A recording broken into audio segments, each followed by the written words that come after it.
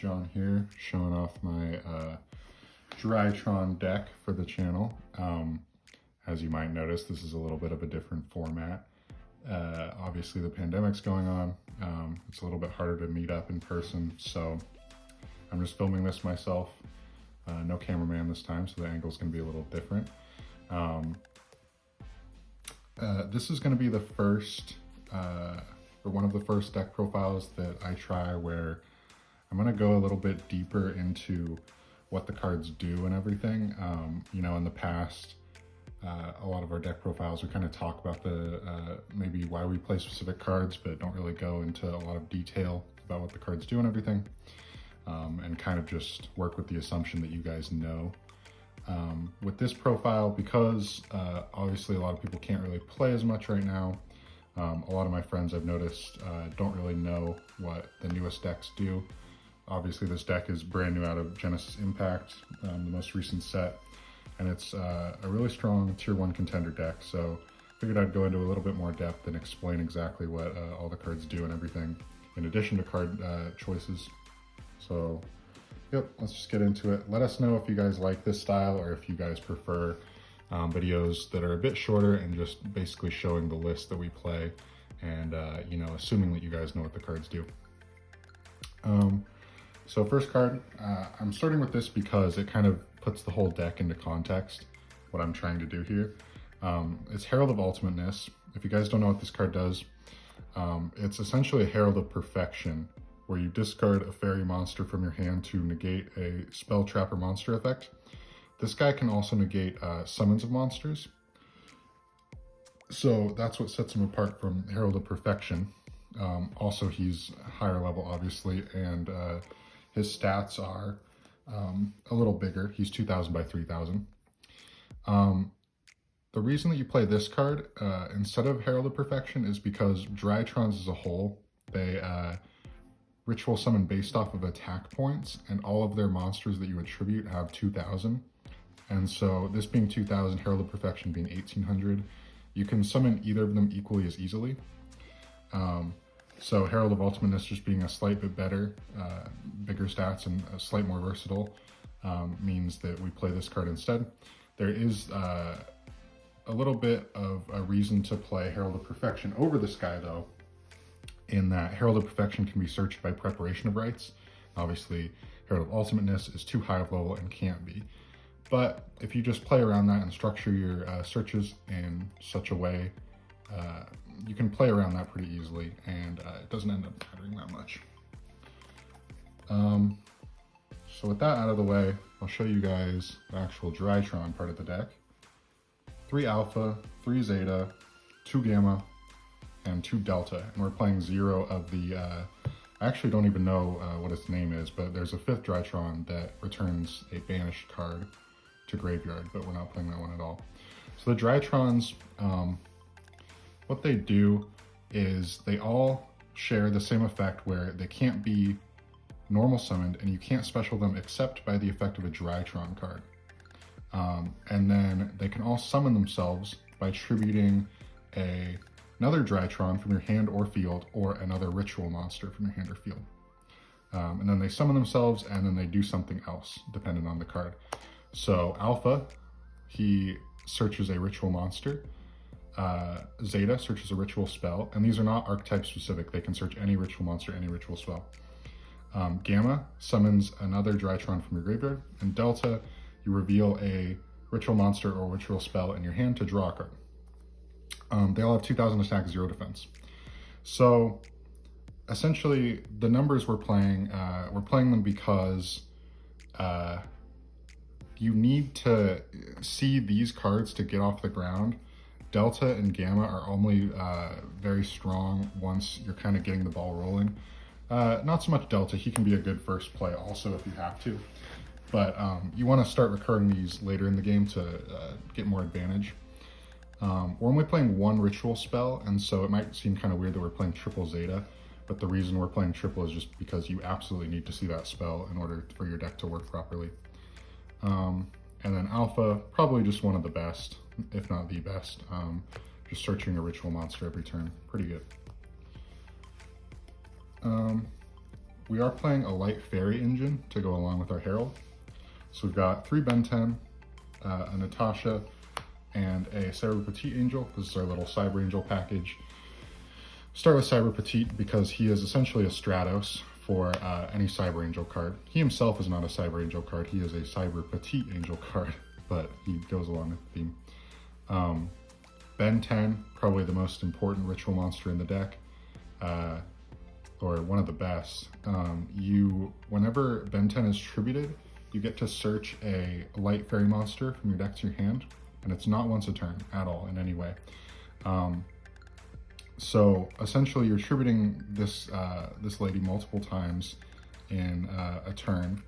You're tributing her, ritual summoning her back, tributing her again, searching like any card in your deck essentially.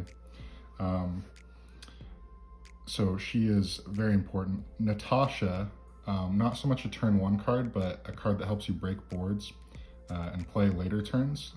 Gives us like really high OTK potential. What she says is you can banish a Cyber Angel card, which is just Ben 10, not Petite. You banish a Ben 10 from your graveyard to summon her and target an opponent's monster and then take control of it. So very powerful effect. It's not once a turn either. One thing you do have to keep in mind though is because this is a ritual monster, you have to ritual summon her first and then send her to graveyard to be able to use the effect. You can't just like discard her and then bring her back. So yeah, that's a pretty important part of the card. She also has a couple other effects. Once a turn, soft once a turn, meaning that every time you summon her, you can use it again. You can gain life points equal to half the attack of one of your monsters. And then she has another effect that I've never had come up where I believe it has something to do with,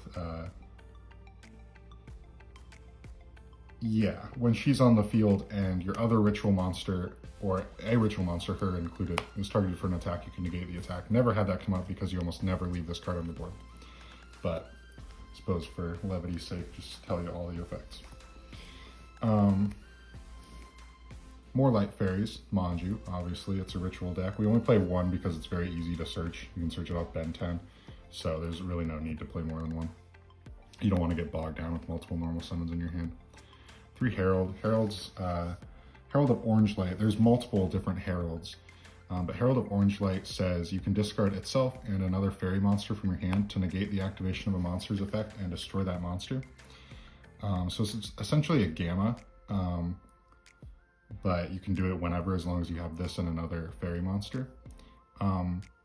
Very powerful hand trap, one of the best in the game in my opinion, as long as you have a fairy to discard with it, of course.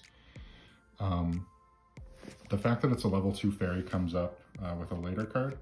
I guess I'll just talk about that card now actually. Eva. Eva says when it's sent to graveyard in any way, you can exile or banish rather up to 2 other light fairy monsters from your graveyard, and then search light fairy monsters that are level 2 or lower with different names up to the number of cards you banished. So if you guys remember, Cyber Petite Angel is also a level 2 fairy. And so it's a big reason that we play this card is because Eva searches it. So if we only played these Heralds, then Eva would only be able to search 1 card because they have to be different names. Because we're playing the 1 Cyber Petite, it's a 1-of, so you don't draw it very often and you almost never search this card. Eva will be able to search us 2 cards that we can use as fodder to discard for our Herald of Ultimateness. Last monster we play is 1 Dawn Knight. Dawn Knight is very important to this deck because we almost every turn make Union Carrier, or every turn 1 rather, and Dawn Knight says that if it goes to the graveyard in any way, you can send a light monster from deck to graveyard. So it essentially allows us to make Union Carrier, equip Dawn Knight to it, and then when the Union Carrier goes to graveyard, we get to Foolish Burial for another light monster, usually a Drytron. This helps us get more Drytrons online, makes Union Carrier essentially like a Lavalval, chain. If you guys remember that card, essentially just sending any monster from deck to graveyard. Drytron spells, 3 Nova, 3 Fafnir, 1 Meteonis. Okay, I'll get the Nova out of the way first. What Nova says is you can only activate one a turn. You special summon a Drytron monster from your deck, and it's just right at the end phase, and that's it. Essentially allows us to get our pieces online, whatever Drytron we need. It's a very powerful spell card. Unlike other cards in this deck, this card can be used through Droll and Lockbird, which is pretty important. It also essentially, because we can get the Drytron, use it to like link summon or tribute ritual summon or whatever, and then bring it back with its own effect. It's essentially an extra body if we get it off this card. So yeah, that's a very powerful spell. 3 Fafnir. Fafnir is the field spell of the deck. What Fafnir says is when it's activated, you search for a Drytron spell besides Fafnir, so either Meteonis or Nova, usually Nova. And then your ritual spells can't be negated by your opponent. And also, if your opponent summons a monster while you have a Drytron on field, you can reduce your opponent's monster's level. It doesn't usually come up, but it can be a relevant effect. So we're almost always searching Nova with this, but the fact that it can get our Meteonis is pretty important too for some hands. The last spell is Meteonis. Meteonis Drytron is our ritual spell, our one ritual spell in this ritual deck. Pretty crazy. Meteonis lets you tribute Drytrons, or any machine monsters rather, from your hand or field to ritual summon a ritual monster from your hand or graveyard with less attack than what you tributed. So our threshold in this deck is usually 2,000. Also, Meteonis can reduce the attack of a Drytron you control by 1,000 to add it back to hand from graveyard. And that is the only once per turn part of this card. You can, as many times as you can add this to your hand, you can ritual summon. So on turn 1, it's almost always 2 times, sometimes even 3 if you Preparation of Rites this card back. And essentially that's why we only run 1, because we can have access to it for the rest of the game as soon as we search it. Some consistency cards, 3 Cyber Emergency, and a Foolish Burial. Cyber Emergency is just going to add your Drytrons from deck to hand, and Foolish Burial sends them from deck to grave. But as I mentioned, you can use Drytron's effects, whether they're in your hand or graveyard. So essentially all 4 of these cards search a Drytron. Emergency is a little bit better, some would say, but essentially all do the same thing. 3 Preparation of Rites. Add a ritual monster that's level 7 or lower from deck to hand. So it's getting Ben 10 or Natasha. And then if your Meteonis Drytron is in grave by the time you play this card, then you can add back the Meteonis from grave to hand. So just some consistency cards. The last cards I play are anti-hand trap cards. Hand traps are very good against this deck. Well, actually, I guess I should specify. One hand trap in particular is really good against this deck, Droll and Lockbird. Other normal hand traps like Ash Blossom you can almost always play through, but Droll and Lockbird, also Ally of Justice Cycle Reader, very strong against this deck as well, coming in from the sideboard. So I'm playing these to combat the fact that Droll essentially skips your turn. Obviously Tactics, you're not going to be drawing after your opponent draws, wouldn't do anything. So what you can do with Tactics is at least, I'd play more Called by the Grave if I could, but obviously it's limited, so I have to have some hedge against Droll. So usually what I do with this card is when they draw, then I use it to take a card out of their hand. Sometimes you can make it so their hand won't work anymore. You can rip a card out and, you know, hopefully that gets you there. When you're playing through other hand traps like Cycle Reader, Ash Blossom, whatever, you can use it to draw cards and usually help you play through them. And then Called By, obviously, just a fantastic card. You want to see that every game. 40 cards in the main deck. I'll go through the extra deck first. First off, I'm going to start with this because it's the most important card in the extra in my opinion. Union Carrier. Union Carrier, we're almost always equipping Dawn Knight, and then Union Carrier will gain the 1,000 attack off of Dawn Knight, and so being a 2,000 attack machine means it's perfect for our Drytron deck because we can sacrifice it for our Meteonis Drytron and ritual summon any ritual monster in our deck. So most of the time you're going to be making this turn 1, equipping the Dawn Knight, then your ritual, playing the ritual spell, sacrificing this to get back a Ben 10 from your graveyard. Then the Dawn Knight will trigger, send another Drytron, and then the new Drytron will trigger sacrificing your on-field Ben 10 to summon itself and getting a Ben 10 search. A very common line of play. Rank 1s, we have Relinquished Anima and Link Kribo. Because you're playing a level 1 deck, pretty much everyone will play around this card. I've never gotten to steal something, not once, with this card. But Link Kribo, usually the one you make. Relinquished Anima is still important though, because with a lot of hands, or with some hands, you will Nova for a Drytron monster and then immediately link it into Link Kribo before you summon it. And because of that, Relinquished Anima comes up because it's a dark, so we can make Link Kribo and Anima into Union Carrier. Herald of Mirage Lights. I will talk about this card really quick. Mirage Lights is essentially a mini Herald of Perfection or Ultimateness, but it only negates spells and traps. An important distinction is it can also negate spell or trap effects, which Herald of Ultimateness and Herald of Perfection cannot do. And then when this card is sent to the graveyard, you can add up to 2 ritual monsters or spell cards with different names from graveyard to hand.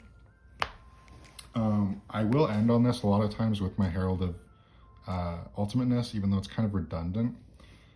Reason being that it gives you some, well, for one, it's another card they have to negate if they play droplets. So another card out of their hand. Also, it'll give you some playback for next turn when it inevitably goes to the graveyard. Then I can add back Ben 10 and Medionis and be able to break their board once they break mine. Just better than Masquerena, which is the other option, usually, because unless your Herald gets negated, you're never going to want to link it off with Masquerena. Because it's more valuable just sitting there as opposed to making a link monster. Some staples I'm not going to talk too much about. We just have a lot of room, so we play 3 Nightmare cards, rank 4s. Your hand has to be pretty good to make Appaloosa before you do anything else, but it's there. And then Access Code. I don't play Boral Sword because every time I've wanted to go for game, Access Code does it just as well as Boral Sword would. Play some Xyz monsters, a little Zeus package. I will talk about Nightingale.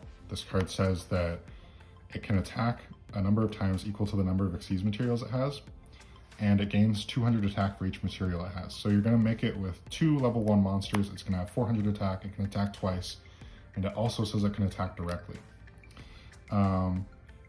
It has another effect where it can detach a XYZ material from it to make all your Lyralisk monsters not be able to be destroyed by battle or card effect this turn, he himself included. So essentially what you're going to do is you make this with 2 Drytron monsters, you poke your opponent, and then main phase 2, you overlay Downward Magician on top of him, and then overlay Zeus on top of there.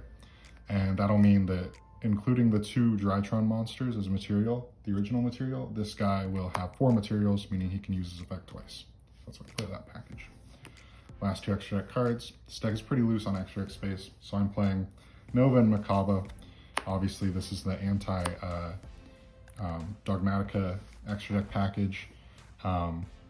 If they go Maximus and uses its effect, you can send your Cyber Dragon Nova from your extra deck to the graveyard and then trigger its effect to summon Makaba.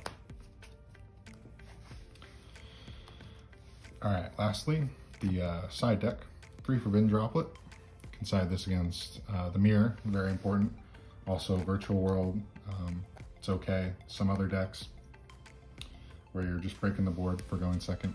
3 Lancia, hits Virtual World, hits PK variants, Orcust, there's some dinosaur decks, a lot of rogue decks this will hit. 3 Droll and Lockbird for the Mirror, like I said, most important and punishing card against this deck. Herald of Purple Light, this has the same effect as Herald of Orange Light, except it negates trap cards. And then some back row hate. 3 Lightning Storm, a Feather Duster, and a Red Reboot.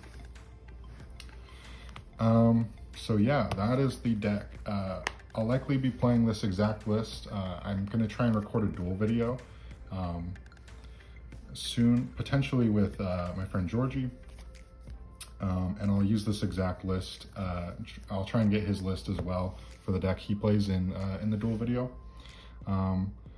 And yeah, just let us know if you guys like these more long form profiles, or if you just want rapid fire, just here's the cards I played, have at it.